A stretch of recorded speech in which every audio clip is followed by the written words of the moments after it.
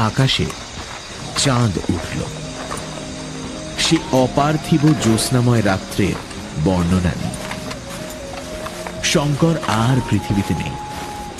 বাংলা বলে কোনো দেশ নেই। সব স্বপ্ন হয়ে গেছে। সে আর কোথাও ফিরতে চায় না। হিরে চায় না, অর্থ চায় না। পৃথিবী থেকে বহু ঊর্ধ্বের এক ধবধবে সাদা স্বর্গের এখন সে অধিবাসী।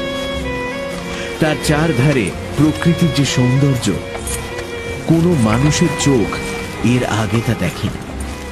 সে গহন নিস্তব্ধতা এর আগে কোনো মানুষ অনুভব করেনি।